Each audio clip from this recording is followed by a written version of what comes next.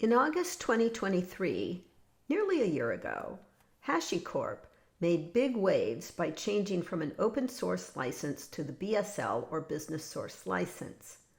This kind of move is by no means uncommon in businesses built around open source, particularly when businesses reach later stages or undergo acquisitions. But there's been a lot of water under the bridge since then. In this video, I'm going to take a look back at what has happened since August. Heather thinks about software. First, Hashicorp was one of the most successful open source based businesses. Hashicorp's flagship product, Terraform, helps control cloud infrastructure. It was so much of a success story that I used it as one of my case studies in my book on open source business models, which came out just before the license change. Hashicorp had been using the Mozilla public license, which is pretty unusual, but it seemed to work because the value of Hashicorp's software, particularly Terraform, was to connect to other software. GPL, or a Faro GPL, a stronger form of GPL, is what most companies use for open source products in the application space, but that might never have worked for Hashicorp's products. After the announcement, there was a lot of press and a lot of churn. First, there was the inevitable outrage about a license change. Hashicorp's founder, Mitchell Hashimoto, stepped down shortly thereafter in a move that was reportedly not connected with the license change. But it's not uncommon for license changes to coincide with changes in management or management strategy.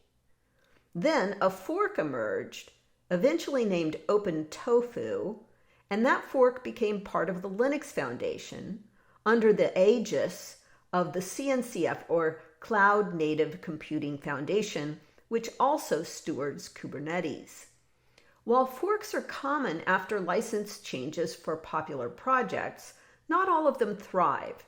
This one seemed to have legs due to CNCF support. The market liked Hashicorp's move. After the license change, Hashicorp announced it was contemplating a sale, and the stock did well.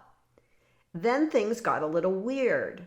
Matt Acey, a longtime open source commentator and current head of developer relations at MongoDB, published an article suggesting that Open Tofu had violated Hashicorp's right by copying code that was only available under the new restricted license. Hashicorp simultaneously, and apparently coincidentally, sent a cease and desist letter and sent a DMCA takedown notice to GitHub. Open Tofu countered with a public response calling the claims, quote, completely unsubstantiated, unquote. For us lawyers, the tendency of open source projects to litigate on social media and web pages is a bit jarring, but it's not uncommon. Then last week, IBM agreed to buy Hashicorp for $6.4 billion. This could be taken as a sign that the license change made the company more profitable or valuable, but it also could be taken as a sign that IBM needed the new Terraform more than it needed Open Tofu. IBM's shares went down after the merger was announced, but it had also announced soft quarterly earnings. By the way, IBM is a platinum member of CNCF. It was looking good for Hashicorp, who got to ring the opening bell of NASDAQ in April.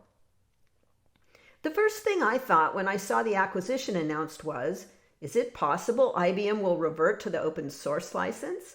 You see, IBM today is not any longer really in the business of proprietary software licensing. They basically made the business of Red Hat by making Red Hat Enterprise Linux part of their IT solutions, and of course eventually bought Red Hat in 2019. And then lo and behold, I see that I'm not the only one wondering about this. What's next? Will Terraform or Open Tofu win the hearts and minds of CTOs? Or will they reconcile? I'm going to take a wild guess and say they will reconcile, and the two projects will merge back together, but only time will tell. What do you think will happen? Do you think Hashicorp made a good move? Tell me what you think in the comments. Liking and subscribing makes me think more. Heather thinks about software.